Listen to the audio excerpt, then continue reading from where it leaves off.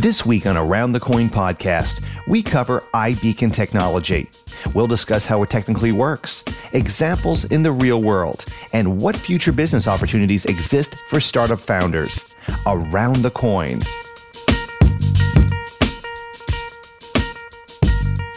All right, guys, we are super excited today. We're going to be talking about iBeacons. We have the three of us, Faisal, Brian, and Mike here today.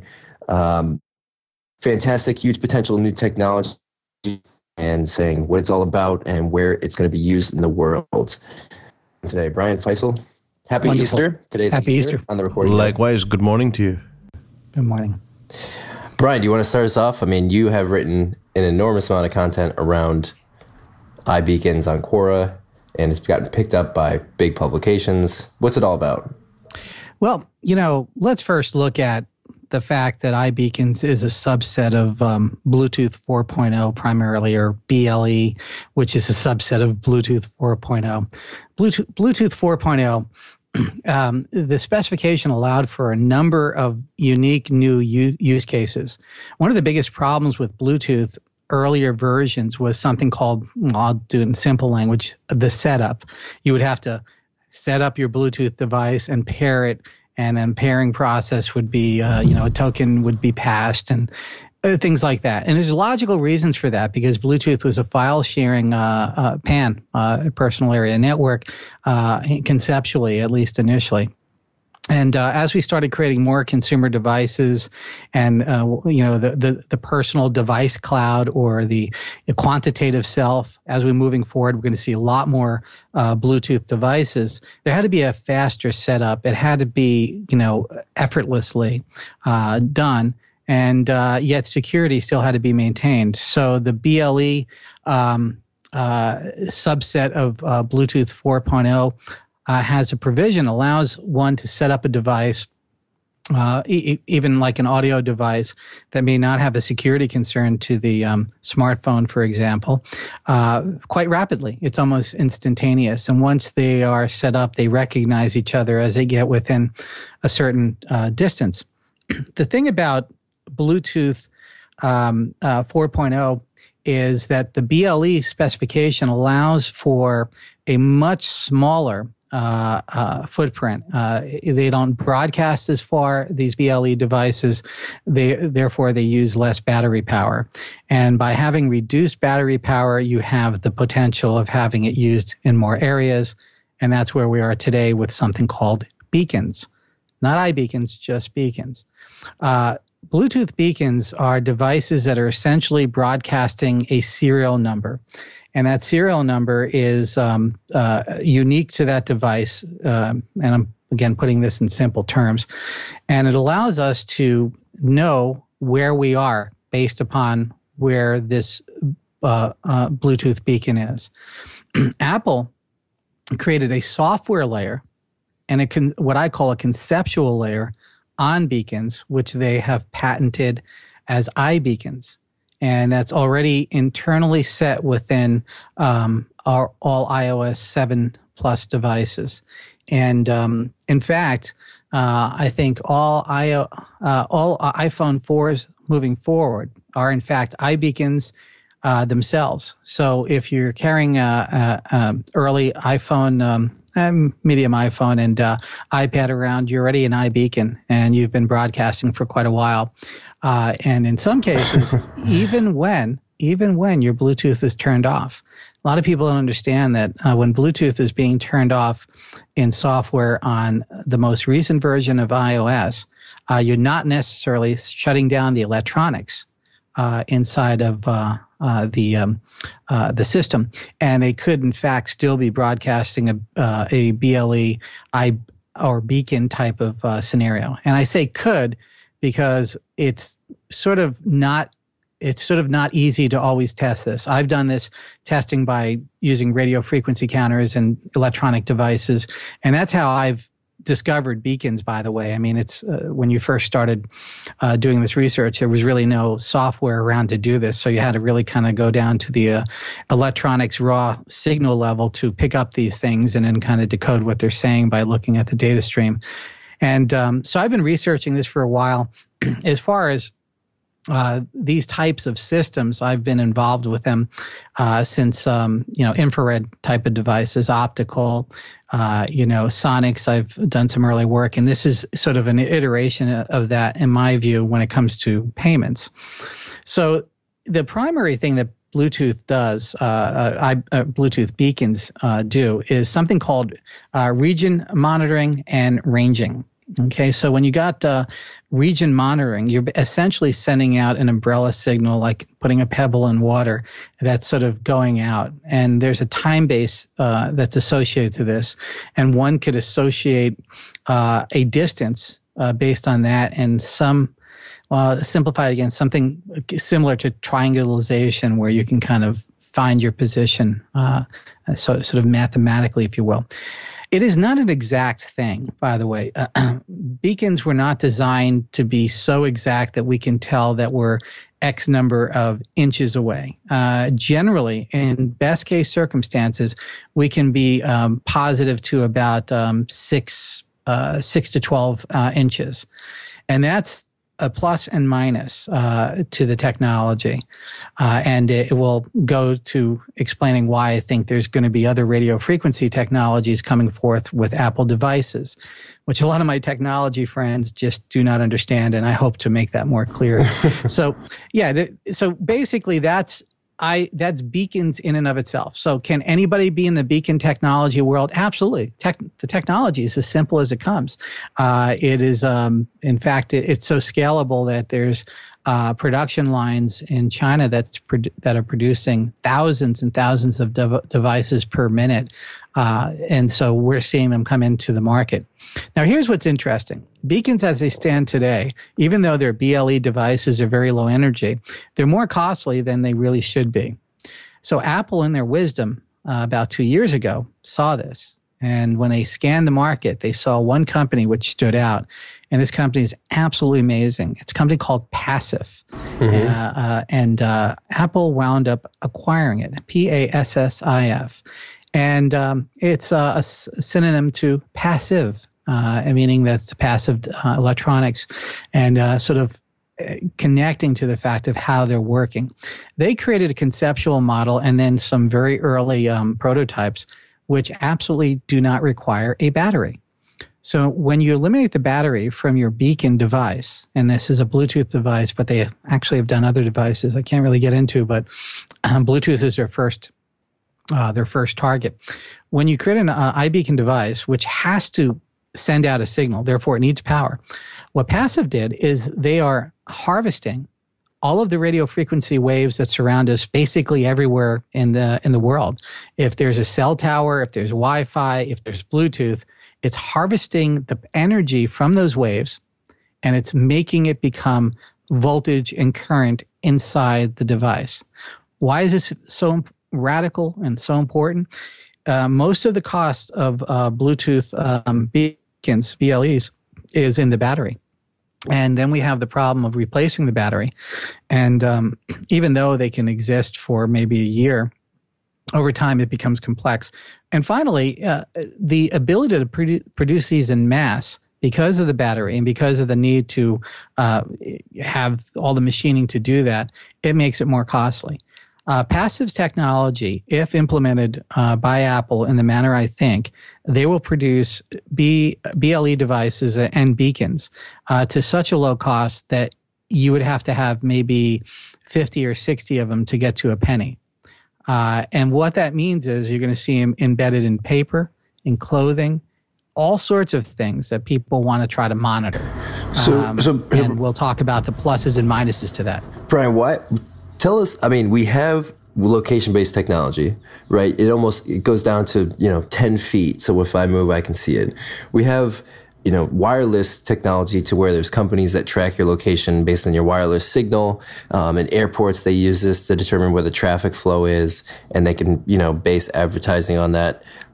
Why is this such a big deal? Is it purely a battle against NFC to exchange short-range data, or is it more on longer range between me and my immediate surroundings, where I am in stores, so I can see, where I am, or advertising.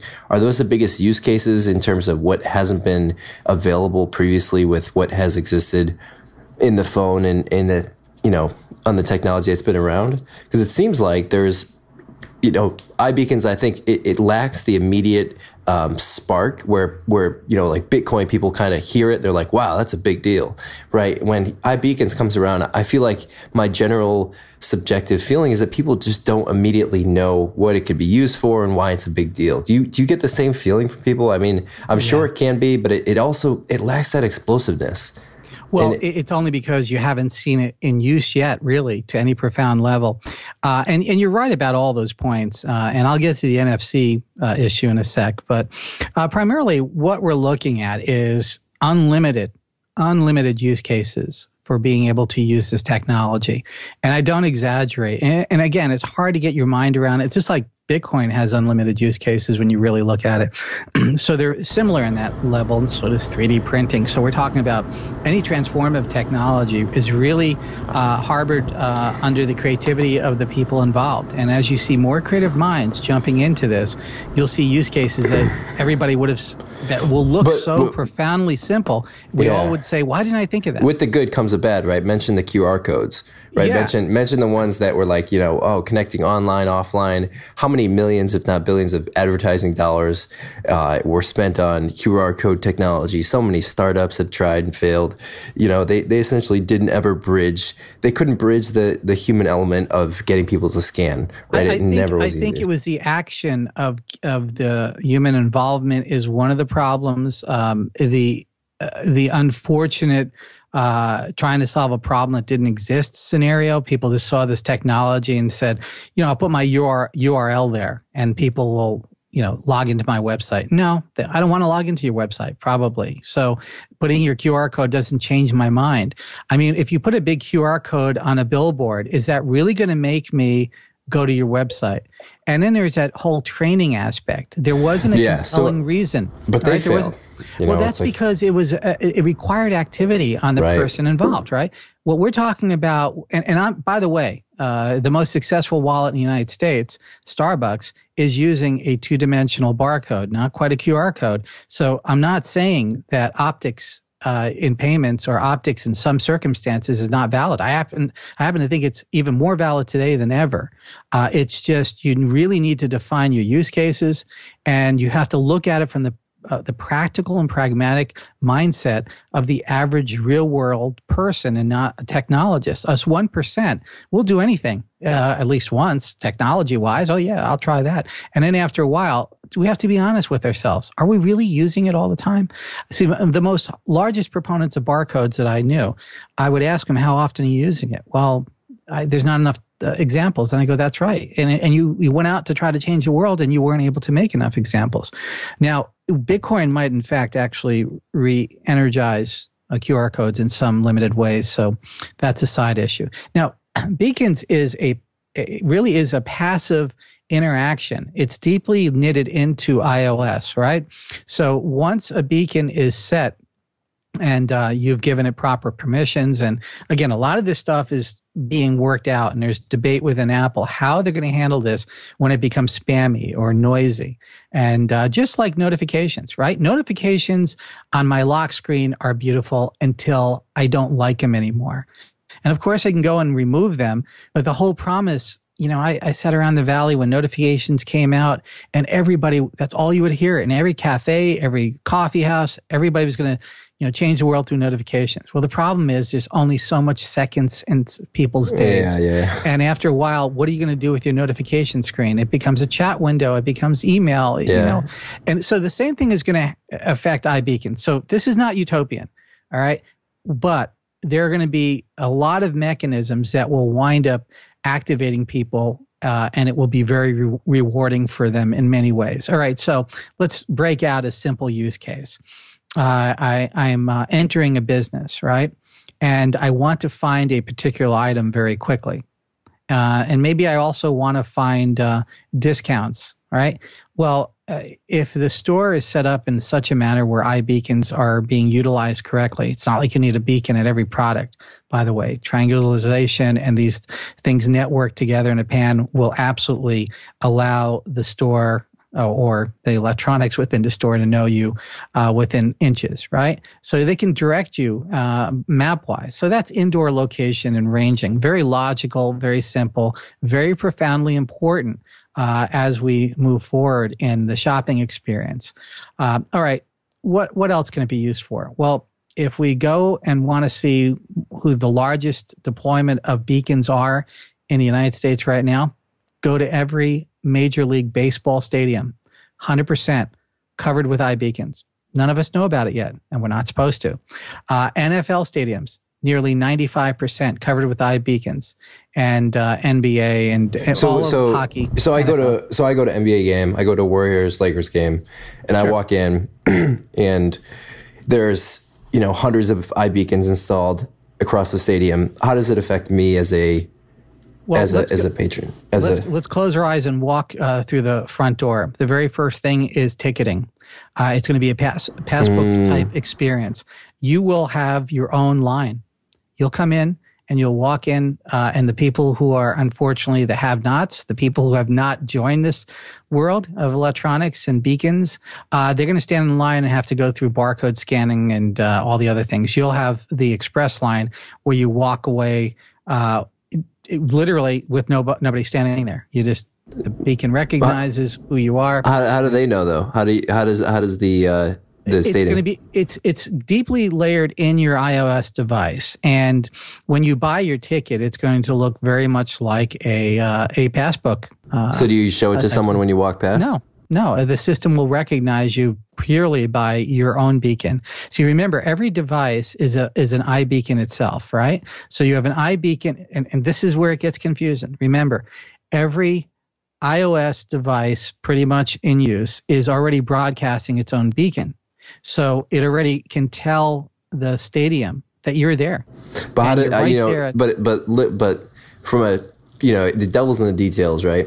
Sure. I remember there's a company called Bypass Lane, and they raised about $4 million from eBay and AEG, which is the largest company that manages internal organization of stadiums, right? They manage all the concessions, all the ticketing, and a few celebrities invested in the company. And at FlowTab, we had tried.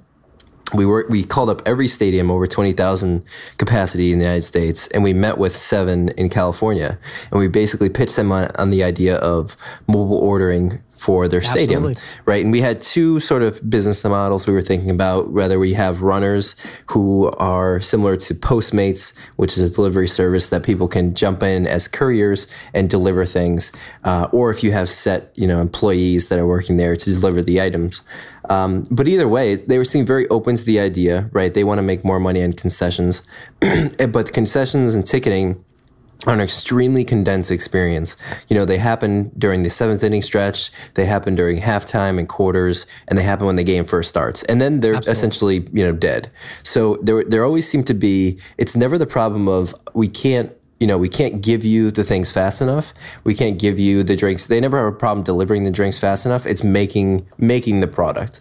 So, I always wonder when we kind of glaze over it and say, well, iBeacons is going to make everything easier because people with the phone, can just walk right through, where, even if you look at an airport experience where it's virtually in existence and has been for many years, it doesn't really save you much time. You don't have to print the ticket, but it comes at a cost, right? What if your phone dies, or, there's just risk in having it on a digital platform where a paper ticket is not going to go anywhere. Sure. And I wonder, is that really going to be a huge differentiator? Let's do what I always do here, and let's look back in history and see how it informs us. The ATM machine, right? When it first came out, it was actually going to be a cost center income source for the bank. They were going to charge more for you to use an ATM machine. And the premise was, well, the machine costs us so much money, we got to recoup our investment. And then somebody made the very astute observation through empirical research that it actually saved the bank a whole lot of time from an employee standpoint. They're not really thinking about the consumer standpoint, by the way, because remember, these are people who grew up having people put gas in their car. In the 1970s, it was just still a lot of the country still had service stations.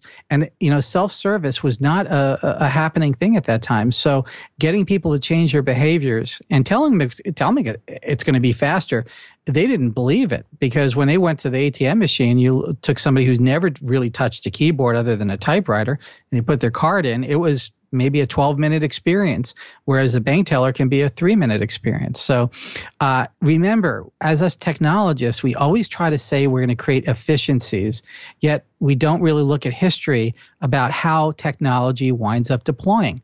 And this is, again, my biggest problem when you're only a bunch of technologists sitting in a room. I'm a nerd. I'm a technologist. If I just sat there just using that brain set, I would be producing a whole lot of crap in the world, because unfortunately we can solve problems that don't exist. So you take a step back and you say, why did the ATM machine take off? It wasn't because it was faster. It was because the banks realized that if they can offload the labor on the side of the bank, that the bank could become somewhat more efficient.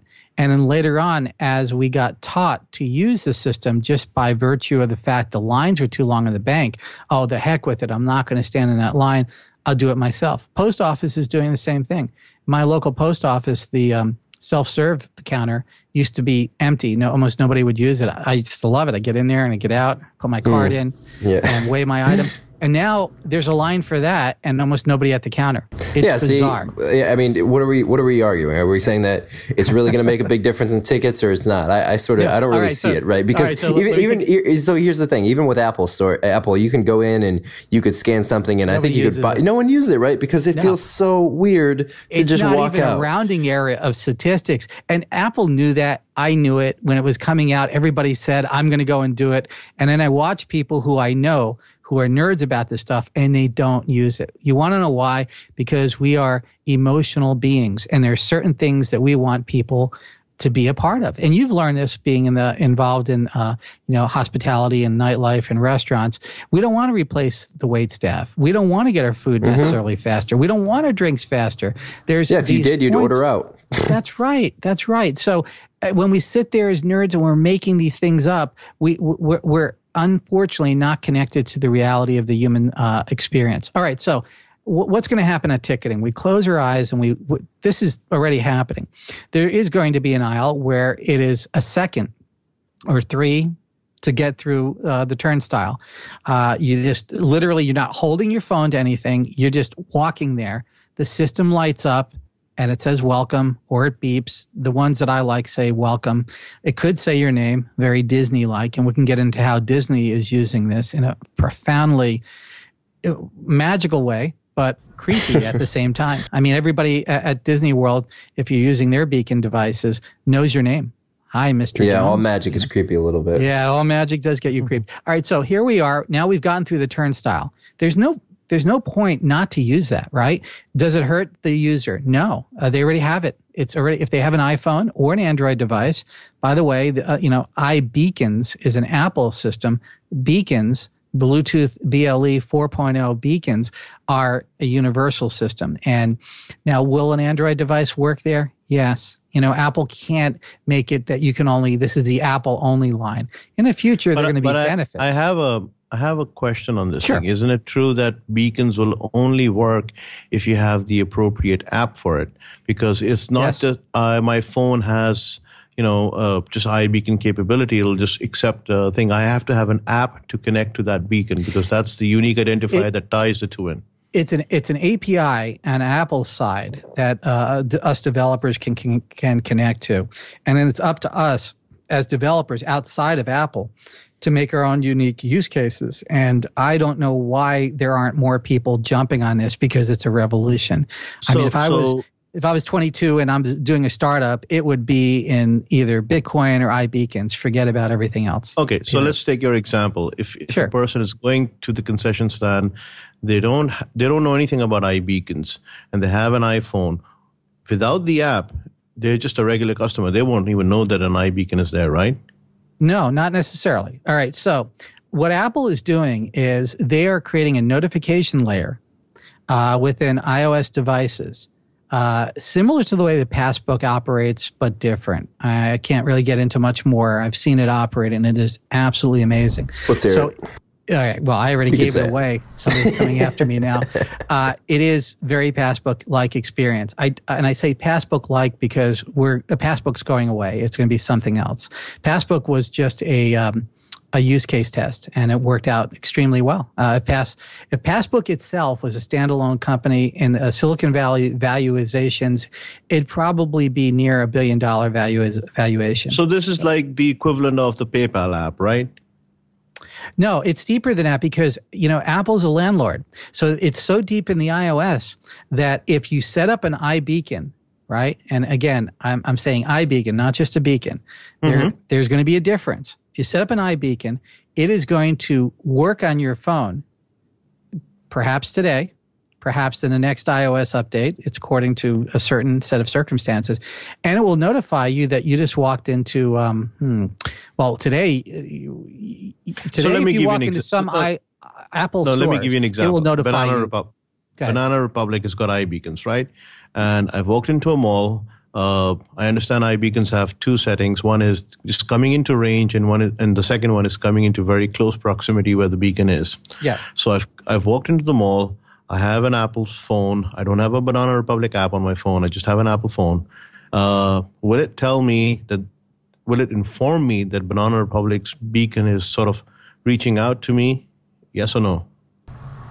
I think the answer should be no. I don't know if we lost Brian there. Maybe. Sorry, we got cut off there. There we go. All right. So it's actually, yes, it will notify you if... So now, so we got a yes over there. So now if Banana Republic wants to make the user experience for me slightly different, show me the pricing or discounts or what colors they have on a certain, trouser or t-shirt, isn't an app required for that from Banana Republic? I'm going to give you guys a missing piece of the puzzle, and now I'll let it out of the bag, okay? Okay. What is missing here is Apple's payment and consumer interaction strategy. Okay, the reason why there's a big missing piece, and Faisal, you're brilliant for picking this up because even people who are studying this are just not quite getting it. It's like, I need to get an app. No, not necessarily. Yes and no. All right. What Apple is doing is they're building an infrastructure which is going to bind you into an Apple ecosystem. And of course, you could have your own app. And of course, you can pull your API data from there. And of course, you can create a layer. But Apple's layer is going to be profoundly deep within the operating system. So what will happen is you'll walk into Banana Republic. It'll say, welcome to Banana Republic. And swipe, there can be a number of things. Let me see how I can phrase this. Okay, you would be notified that there is a benefit for you to be at that store at that particular time. In fact, the benefit could be based upon a whole lot of criteria to bring you to exactly the set of stocks that you're looking for. Okay, so let me make it simpler. I mean, one is I've identified myself to the iBeacon and iBeacon itself to me, but the second thing that I'm trying to understand is the T-shirt that's on discount, when I'm getting $10 off. How does the iBeacon draw me to that and make that payment experience? Okay, so I will do this in a theoretical construct. Sure. Let's assume that this store is 100% buying into Apple's iWallet future. Okay, the moment you walk in, you're notified that the system recognizes you with the lock screen notification. Let's just say you made it known somehow through, a shopping list that you're looking for socks or a T-shirt. And let's just say that it might even be more deeper than that, but we'll leave it at that level. So if there's an important thing that the store wants to notify you based upon your criteria, which you freely gave up because you get a benefit in return, it could locate you by ranging and region monitoring and literally bring you right to the item that you're looking for. And so it's like a wish list. I have a wish list of, let's say, socks. That's only one.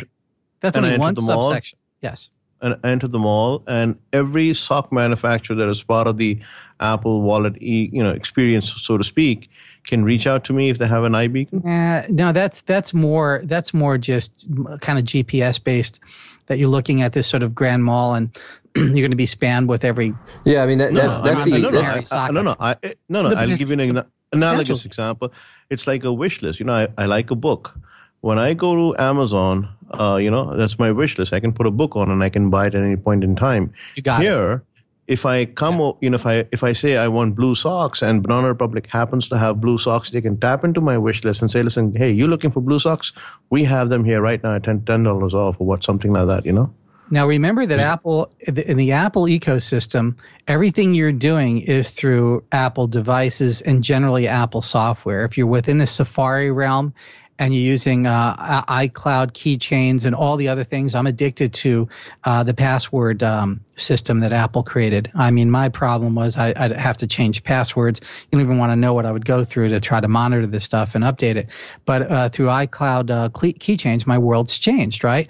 The same thing is going to happen with our shopping experiences. And very much how, Amazon was, you would go to a retail store and then shop Amazon. Well, the whole thing's going to be inverted. New disruptions taking place from the level that Apple is going to know a whole lot about what you've done through their devices and what you're interested in. And of course, you're going to create proper shopping lists, if you will. And I by the way, you probably will never hear Apple call it that. They have some very creative ways of pulling you into this ecosystem, and that I cannot get into. But the bottom line is it's similar to that, right? And you're brilliant in picking out the Amazon experience and bringing it into this, because as we transverse in through the world, the iBeacons, and again, this is a single use case. This isn't the killer app by any regard. There's more to this than that. It could pull you into a specific store, and based upon prior experience, and the system will get to know you very well, pull you into a specific item. And by being at that item, Brian, here's where I struggle. Right, sure. Is that I think there's core decisions that need to be opinionated on the technology side, right? When you have your device in your hand and you walk into a mall, do you have incoming notifications to you? Do you have 50 stores saying boom, boom, boom, boom, boom, come into me, or do or is it their intelligent layer on top of that says, I think you would like Banana Republic based on what you're looking for? That's believable, there's right? context. My understanding is that to take Mike's example, if you walk into a mall, unless and until you don't have a Banana Republic app, which is just running in the background, doesn't need to be on the main screen, running in the background, and you have your Bluetooth on, you will not be notified.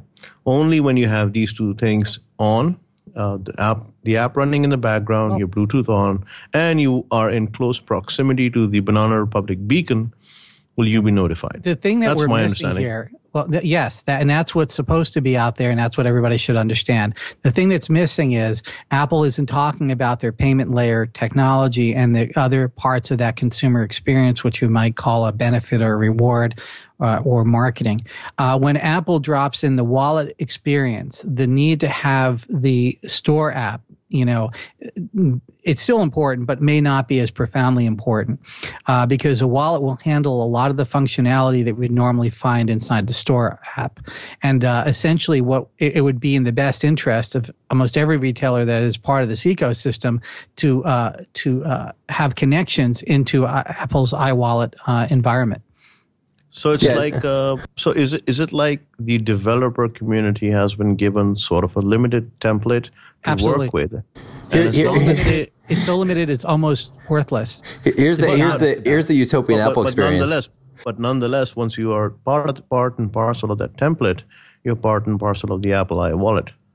Yes, exactly. Right. And that's why this is such a killer app. And that's why since, 2008, I've been... But it makes sense. I mean, I wouldn't want to download 20 or 40 apps just to go into a mall and find out, That's exactly it. But see, Apple has Unless the ecosystem is so huge, like I would probably download a Walmart app, let's say, Yeah. But I wouldn't download an app just for, I don't know, a small shop in the mall. I would stop you from downloading a Walmart app, but no. But Apple is finally crafting this experience, and it sounds spammy, it sounds crazy, and that's why it's not in the ecosystem yet, because it requires a whole lot of thought, a lot of testing. I've observed these tests, and they're profoundly important to take place.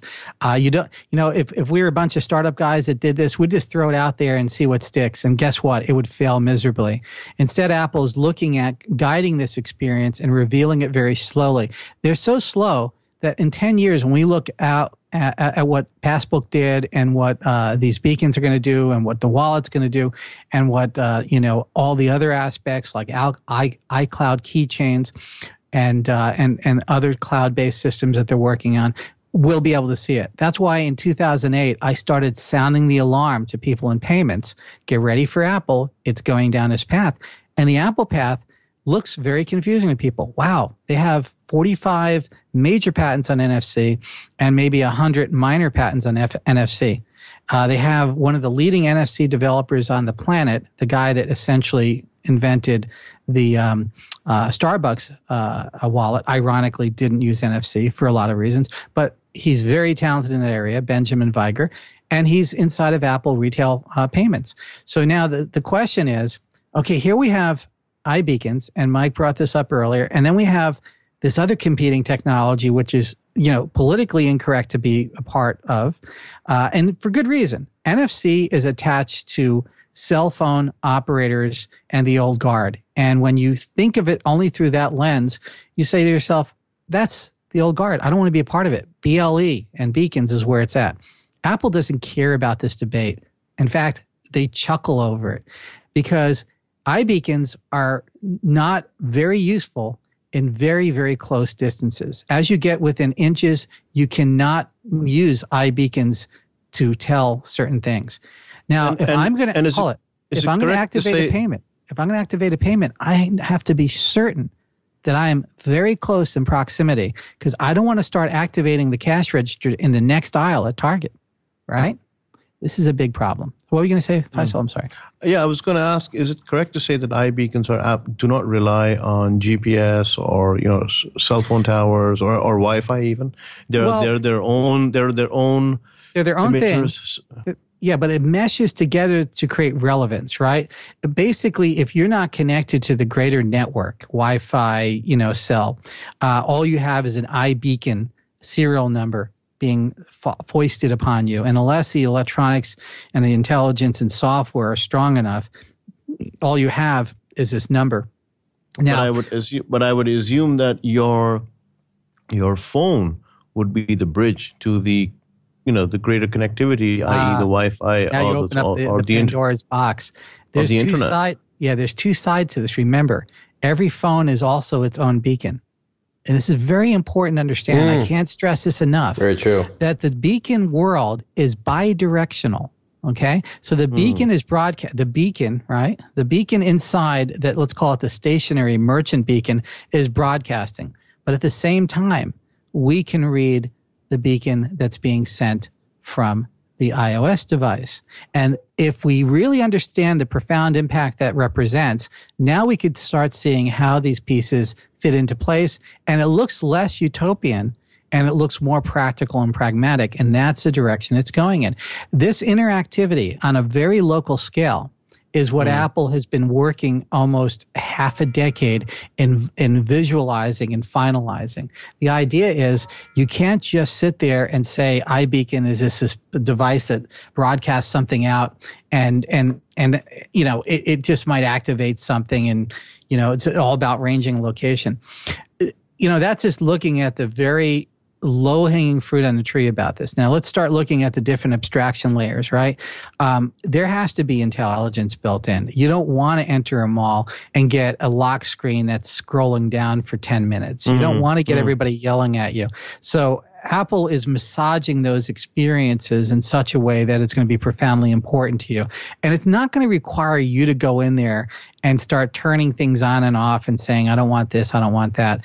And I think we're going to be shocked about how they're going to manage this and how important it will become for us. So let me ask you this. Do you think that Apple will have a significant revenue source from physical transactions in the next few years? You know, when I walk into a store, are they taking a percentage of? Are they facilitating the payment and thus making money on socks I buy in Macy's? Okay, let's look because that's a big deal. That's a because they become a payment aggregator. Like, what's the business model for Apple? You know, let's take a step back. Let's look at history again. Platform. History informs the future. It's very simple, and it doesn't take very much to figure out where Apple's going. All right, Steve Jobs said, "I could have been a record label, but I chose not to." We invented iTunes. Now, what does that mean? That means even though one could become the quote-unquote record label, they saw that there is importance of those different layers, and sometimes it's not so healthy and sometimes it's very healthy, that the artist is interacting with a record label, A&R person, and the entire infrastructure of the traditional music industry. So the iTunes model was, we're not going to replace the record labels, we're going to facilitate the record labels. Steve Jobs looked at the world of wireless. We could have been a cellular provider. We chose not to. Okay. So they looked at it and they said, how can we make this experience profoundly important? They create the device. Do we want to get into the wireless part? Well, yeah, we kind of do because their prices are screwed up. They don't like this. And instead, they said, I'm going to become a facilitator, but I'm going to dominate the dialogue in a way that we can control the pricing and the relationships. And they did that. So they're going to control pricing and relationships for retailers? Now, Apple, Steve Jobs, unfortunately, is not around right now, but one of the things when he was looking at payments said, do I want to become Visa or MasterCard? No, I don't. You want to know why? Because there's one ugly side of payments that nobody likes, and that's collecting debt. And that is managing merchant risk. Okay. So all the payment companies right now are hogtied by that. They're locked up into this. See, you know, the Square model was, I want to be the wallet and I want to be the merchant side. Now, temporarily, it looks brilliant. Long term, unfortunately, that's not a brilliant idea. You can't control both sides of the ecosystem. It's the same for PayPal. PayPal has a problem, but PayPal is also open-ended by doing Discover. See, once they started putting a Discover card into the marketplace, they shifted their model so profoundly that almost, you know, to me, it was like an earthquake. But most of the payment experts completely lost connection of what they were doing. By shifting the model up, it became irrelevant who the merchant was. So, I mean, let's be super clear for a minute. Sure. Let's be super clear. So how does Apple make money, right? Because if they have an app store and they have a platform and people to build apps on them and there's in-app transactions, Apple takes, you know, what did they take? 30%. Yeah. A significant percent. And that's why they make billions of dollars. If they have iBeacons and people can build apps on top of that, how are they going to make money? Are they taking a percentage of what goes through the let's slow it down because we're moving really too quickly down this road. But I think it's super important to understand what the model is. Okay. So if we look at why Apple created the iTunes model and later became the App Store model, it was based on the fact that virtual goods were being sold. Right, virtual goods have almost no risk involved, and you know, with my children, for example, in-app purchases recently became a big stumbling point for Apple. Apple finally said, basically, if your kids bought, $10,000 worth of Angry Bird upgrades, we're going to credit that back. Thank you very much. Apple controls that ecosystem, and they know that experience really must be massaged. The thing that people who do in-app purchases, developers, first discover is Apple will not support the sales of physical items. It was a great startup I was working with. Will that change, though? I mean, is that the iBeacon change? No, it will never change. So how does Apple make money? This is the interesting part. All right, so how did they make money with record labels? Did they charge you more money? No, in fact, they charged you as a consumer less money. The aggregate sum total of a song actually went down after iTunes came about for most albums, and then that changed later on. Well, they took a transaction fee. They took a transaction fee, yes, but there's something more profound in that. The transaction fee was based upon a number of different negotiations. And, you have to remember, the record industry was losing a tremendous amount of credibility in electronic distribution. People would rather steal than buy. Steve came back and said, listen, you're on a sinking ship without a captain. I'm going to pull you back in. Oh, sure. And I mean, you can make the 30%. same argument for now, right? Amazon is making it very difficult. You can't say that about payments. Well, you could say the same thing for in-store transactions, right? It's very difficult for Macy's and Target to stay around, right? I'm sure they're doing fine, but even smaller boutiques, because Amazon makes it very easy to buy my shampoo online. And why would I go down the store when I can just buy dog food online? Apple's not doing this particularly to save retail. We got to get that out of our mind, because none of us go into the business to say, I'm going to save this old industry and rework it. I mean, let's look at what happened with JCPenney's. I mean, you could really take this to the nth level, and it may not deploy. So there's some things that aren't going to be saved. Would Apple charge the retailer? They take a percentage of, where are they actually making money? I guess is okay. Can I ask one? Can I ask one more question to Mike's question, which is Apple integrating with the point-of-sale terminal? Yes and no. You don't have. There are going to be layers of relationships as a merchant you can have with Apple. The fact it's going to look very open source to a lot of people. It's going to say, well, you can have essentially no relationship with us. You can just simply have sort of a broadcast relationship, if you will. You can have no payment layer relationship. But if you're in the payment layer, we can do X, Y, and Z. Now, there's an entry-level payment layer, which requires no changes necessarily to the merchant equipment. This is very important. No major changes to the merchant equipment. They don't want you. See, this is where a lot of startups, I'm going to get everybody to throw out their old POS systems, and I'm going to put in an iPad. You would figure if anybody wants to see that happen, it's Apple. Apple went out and did the research. And I can tell you, I can tell you I've seen this research. That's all I can say. And they went out and did practical and pragmatic empirical research, and they looked at whether or not that's going to be a feasible future. You want the end result is it is not scalable. It is not a feasible future for an iPad to replace most POS devices.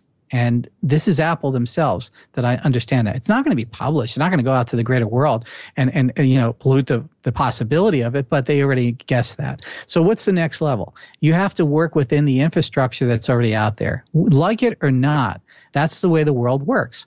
Right? You may not like gravity sometimes when you're in a 10-story building, but you have to accept the fact it exists. If you're a startup founder and you want to change payments, accept that certain forms of gravity exist. Visa and MasterCard are not going away. Their in-change fees are not going away. And merchants aren't going to just rip out equipment because it looks sexy to have a certain device. So it's got to be complementary. So we're saying that Apple's going to have a complementary option. Here's the secret developers. Agenda. No, it's very simple. First off, there's a whole lot of ecosystems that are being built around this. Apple has sat down with every one of the payment card companies and said that if I deliver you a transaction through this mechanism, how about you guys give us a break on the interchange? How about you pay us a bit of that interchange for delivering this merchant and consumer? And I think that's pretty obvious that those talks have taken place. And that's all I can say about that side of it. I can't say whether that's accepted or not, but I think it might be profoundly obvious what Apple's saying. That's Apple's great. Because I do agree. I think it is a transaction fee. Well, let's look at it. Apple's not getting a transaction fee. The merchant will never experience it. Well, those are two separate things, right? Whether or not Apple gets a transaction fee is separate from whether the merchant experiences an increase in price, right? They won't experience an increase in price. Like with Level Up, Level Up's idea is that we're going to decrease transaction costs, but right now they're actually charging merchants. But it's artificial, right? Yeah. Because you want to know why Level Up has a problem is because they're not Visa and MasterCard. Exactly. They are not the landlord, so they come in with this beautiful design and they sit it on the property, and the landlord looks down one day and says, "Oh, I like that. I'm going to build it myself. Get that off my land." And they start building it themselves. That's the problem. Guys, you guys digress, I must say. Yeah. Okay. Let's go back to the example. We were talking iBeacons. You have a guy walking into Banana Republic. He gets pulled in for the socks that he wants to buy. Now what? Is that it? Or is there more to it? If he's at the ultimate Apple experience, all right, he would take the socks and do whatever Banana Republic it wants to do with a buying experience. They can make it an Apple experience, Apple Store experience, where somebody is not behind a counter. The problem with that is in most retail environments, we're subconsciously queuing on where do I go to buy this. And I see it all the time in Apple stores, even regular customers. They're looking around, where do I go to buy this? It's kind of annoying, actually. Yes, it is. And if you look at new Apple stores, the new version, I think it's version 7, every one of them have a payment checkout area that has, guess what, an old-fashioned PIN pad and an old-fashioned swipe device, an EMV device, and it allows people to be centered. Now, what happens is Apple employees are trained to circumnavigate as somebody is going in that direction. So we need to find that cue. So what's the cue for the buyer of the socks? Couple of things. Once they're ready to buy the socks, they can press a button on their iPhone, right? Because at that point they're at the lock screen. The system knows that you're buying the socks. It might just say, "Would you like to purchase them?" They're $2.99. They swipe, or most importantly, put their thumbprint there, and they're ready to go. What does that do? It signals somebody in the store that you're ready for checkout. Now, if it is a Apple iStore experience, somebody will be directed to you. Why? Because they know where you are. How do they know that? You're an iBeacon yourself. So the person can find who you are and consummate the transaction. And then if it turns out they want to go to a register, the register will know that you're there. And they could very much say, "Thank you, Mr. Jones. Would you like a bag? Would you like a receipt?" Now there's whole kinds of things mechanically that's going to take place inside the store. You have to notify that the employee actually made the transaction. By the way, or they could just use the Banana Republic app to pay for it, right? Well, the thing about it is, this is where it gets very questionable. And again, I'm not Nostradamus. I mean, if you're not doing that, then to me, so insofar as I can tell, iBeacons are nothing more than just advertisers and geolocators. No, it's actually more than that, because it's stitching you into the physical retail space. It's pulling you deeply into the iOS experience. And remember, what I just said took place inside of iOS as a default app, and you never touched a Banana Republic app. So you consummated a transaction. Let's say I didn't have an iOS. I had an Android. Then what? Okay, now here's go home. Well, go home. You're out of here. You can't buy anything. No. So what's Apple going to do? Apple's going to weigh the benefits of exclusivity versus the benefits of... Let's not say Apple. Let's say, what is the iBeacon merchant going to do for me? Or the Beacon merchant? This is an Apple thing. Okay, so if you bought if this store bought into the Apple experience, Apple's going to have to make a choice. Are they going to sell the store that you're on the idea that you're only going to get iOS users? That's probably not going to work. So Apple's going to sit there and say, okay, very much like iTunes on Windows, how am I going to make the Android experience? Well, they're going to wind up creating an Android app. The wallet is going to, this is hard for a lot of people to imagine. Apple's going to make a wallet that will run on an Android device, and it will wind up being an Apple-like experience. So this is not, you have to understand, this is not Apple versus Android. It's Apple controlling the behavior of consumers, or being materially in part of the behavior of consumers. Okay, it is the nuclear weapon that Steve Jobs talked about. It's one of the ways to go in the middle of the operating system. Brian, then tell me, how does this play out with the beacons that, let's say, PayPal is rolling out? This is very curious, right? So now you have all these other companies doing their beacons, right? And a lot of it was an echo response to Apple getting involved in the technology. A lot of it was more just, let's just plant a flag. I don't even know what the land looks like, but let's just get a flag out there. And that's what everybody's doing. PayPal has a vision, but it's all wrapped up in their wallet ecosystem. Long term, this could really have a profound impact on their future. Is a merchant going to have to make a decision? If I want to buy a song, I either go to Google Play or to iTunes or listen to it on Spotify. There's no incentive to ever use all three. I'm either on Amazon. Poor Amazon can buy a song. Oh yeah, or Amazon. Yeah, all these choices, right? So, all right, what's going to happen is, as as the wallets become more stitched into the operating system experience, the alternative wallets are going to become less relevant in their current iteration. To be a wallet in this new infrastructure, you're going to have to create relevancy. Again, if you were a payment startup in 2008 and you told me you were going to create a wallet, I would have told you what I just told you today. I knew all this in 2008. Even down to the iBeacon level and now to the NFC level. Okay, so let's cover NFC. Why does Apple have so many NFC patents, and why is there such a debate? And I kind of started this before. NFC has been tagged with really bad graffiti, and it's appropriate because the people that were behind it were only in the U.S. Only in the U.S. Well, in the U.S., it's tied to the secured element. But there's well, hold on. Let me just explain NFC in the way it's going to move forward. NFC is also a payment card technology. It's embedded in payment cards. All right. It didn't take off. Yes. NFC chips. If you look at the modern replacement card that's going to have to be in the world by 2015, it's going to have wireless EMV, otherwise known as NFC, and EMV embedded.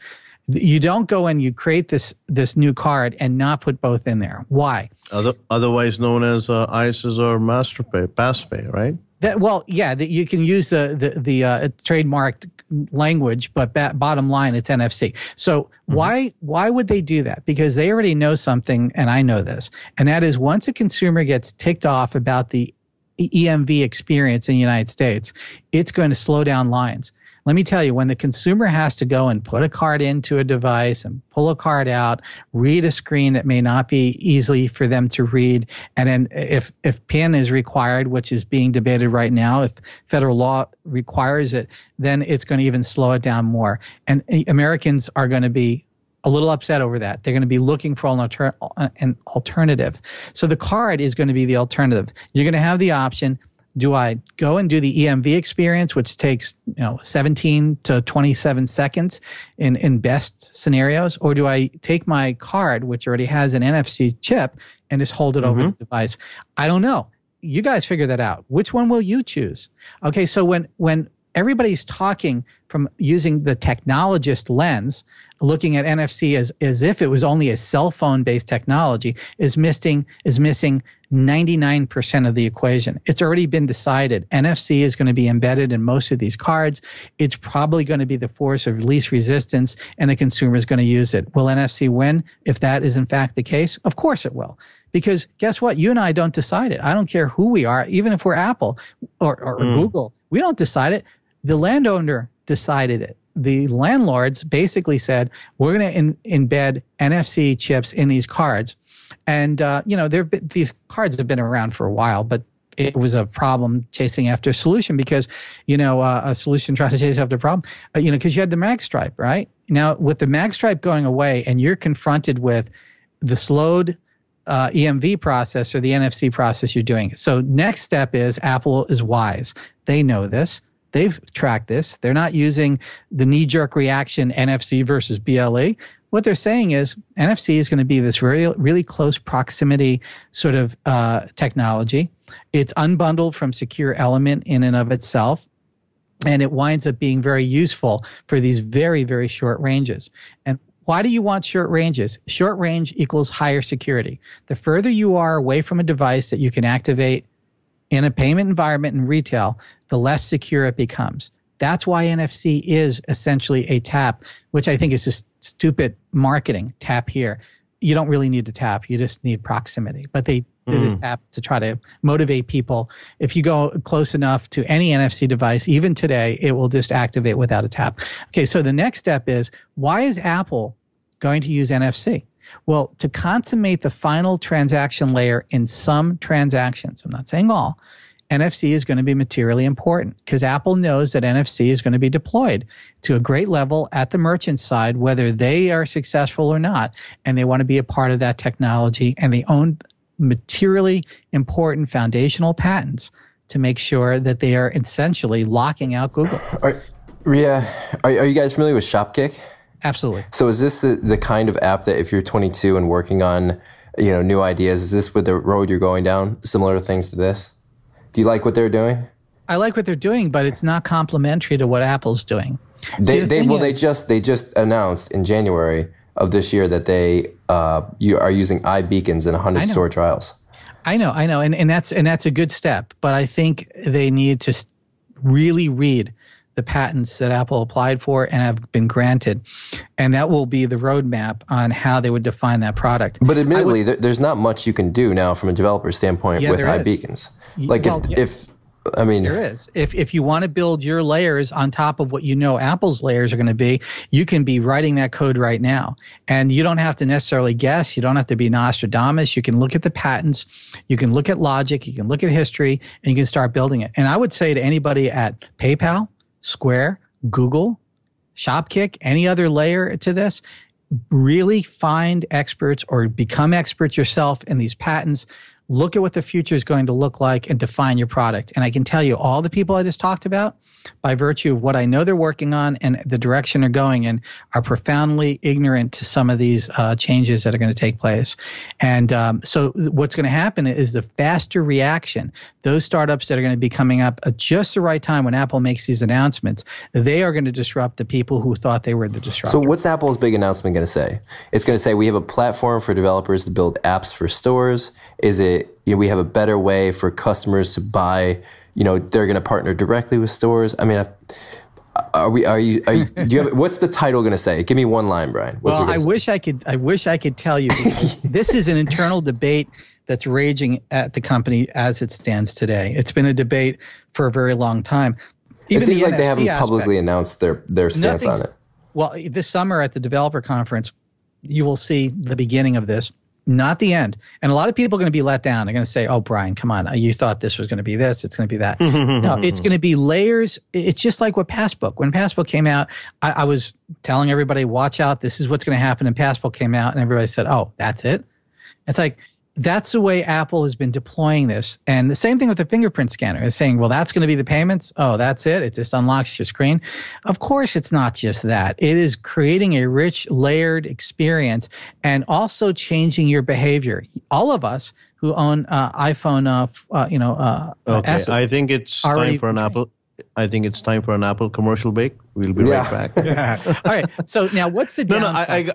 I got to ask you a last question because that's very important. How big is this iBeacons and Beacons going to be? I mean, how big do you envision it to be? Anybody in the world can deploy these devices. I don't care if you're in the smallest shop, somewhere in India, or all the way up to, Saks Fifth Avenue, or, Beverly Hills on Rodeo Drive.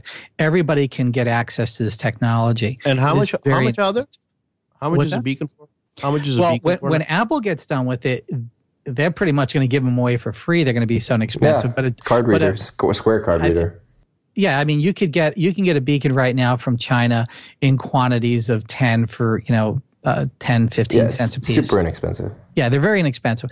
So the whole thing is not the hardware, it's the abstraction layers that we're going to be building on it. And there's going to be dozens of abstraction layers above it. And most of us get caught in the minutia of, is it a one directional? No, it's two directional. If all iBeacons talk to each other, what would the world look like? I mean, that's where you really start having to look at the profound impact. If all these iBeacons are interacting, there's great strength in there. But there's some downside to this. All right.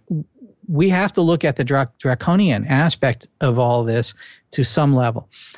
We are going to be giving up and broadcasting our location to a profoundly exact level within inches to the world. And Facebook just came out with their notifications, which is very much similar to Find Your Friend on iOS devices. Apple, keenly aware of the problems that this creates, has really corralled that. But now Find Your Friends essentially within a Facebook enterprise could change radically when iBeacons are available. Not only can your friends find you, they can find the exact within a couple of inches of where you are in somebody's house, maybe. Are you in the living room or somewhere else visiting a friend? All these different things are going to have a profound impact on our privacy and what we leak out. So let me ask you this, guys. Let's make this the wrap-up question. And just give me a name and maybe one line as to why that's going to be the answer. If you look 5-10 years out from now, which company has the most dominant stranglehold or control over iBeacon technology? Is it Apple? Is it Google? And of course, Apple's limitation is the market share of the iPhone, right? You know, they're not going to build on the Android. Is it PayPal? Is it Amazon? Who comes out? You know, we like to praise Apple for their previous successes, but you can't knock the ability of other companies to do something massive. You know, who is it and why? Faisal, what do you think?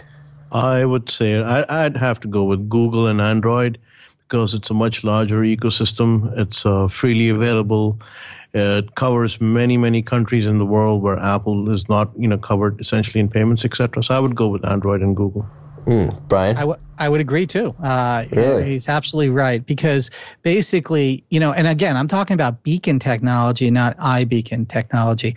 It's the same relativity we see with the iPhone. I mean, Apple invented the iPhone, the whole touchscreen experience, and Google really exploded it around the world. Now, will it be a better experience on a Google platform? Absolutely not. I'm firmly believing that the best experience is going to come from Apple. But let's throw a wild card in here, and I'll say Facebook. I think Facebook is going to work profoundly on development within this, and they're going to find less creepy ways to make this very relevant in the social network fabric. So I agree. I agree. And Google's going to try to do the same thing. It's not just about payments. It's about interactivity of human beings. I think PayPal is going to base eBay. PayPal is going to bet a majority of their company on it. I think in-person payments is a huge focus for the company internally in the next revolution. If they're going to exist 10 years from now and be successful, they're going to be the dominant player in beacon technology and in-person payments. I think you're absolutely right about that also. I mean, they have to bet they have to bet all the cards on this because I don't see what else they're going to do. Otherwise, they're going to eat in line. All right, guys, great podcast. We'll have this up soon, and happy Easter. Happy Easter. Thank you, guys. All right, guys. Take care. Thank you. Bye-bye.